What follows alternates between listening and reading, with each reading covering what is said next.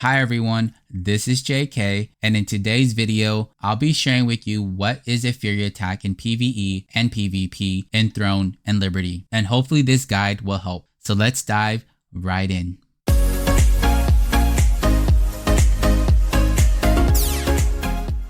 What is a Fury attack in PvE? Fury attacks are the purple circles that you see around the enemy. Now, there are two types of Fury attacks, stationary and rolling. Stationary is when you see a large purple circle closing in on the enemy and doesn't move. Rolling is when you see the enemy getting into a charging stance, and as that circle is closing in, the enemy unleashes a charge attack. Against a stationary Fury attack, you can defend with either a block or a rolling dodge. Against a rolling Fury attack, you can only defend by using a rolling dodge. Now, during both types of Fury attacks, you will have a regular defense window and a perfect block defense window. So what I mean by this is that if you look on the left hand side of my screen, as you see the purple circles closing in, and if you time your block perfectly, you'll get a perfect block, and in return, you'll gain the full benefits of your block skill.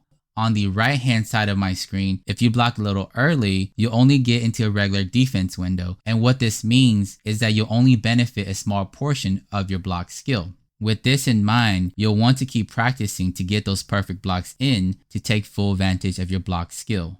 Another thing to keep in mind is that each block you perform will consume your stamina, and when you're below the stamina threshold, you'll no longer be able to block. So now that we've covered Fury attacks in PvE, let's test it in PvP. So let's start off with the basics.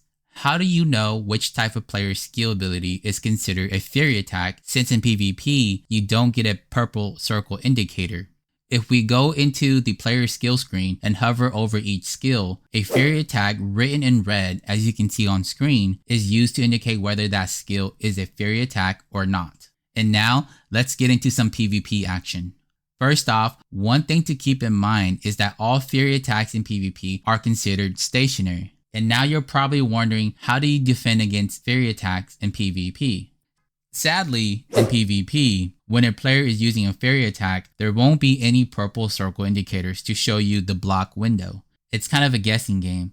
I say it's kind of a guessing game because player Fury attacks are performed quickly with very little attack animation to give you any sort of indication. So what this means is that you'll have to precisely time your block in order to block a player Fury attack.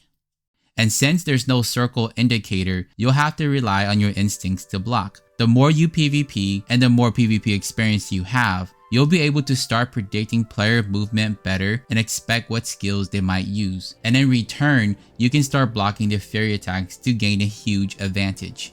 And this sums up what Fury attacks are in Throne and Liberty. So next time you're out there in the battlefield, try out some of these mechanics and let me know down in the comments below if you found this guide helpful. Thank you for watching, and peace.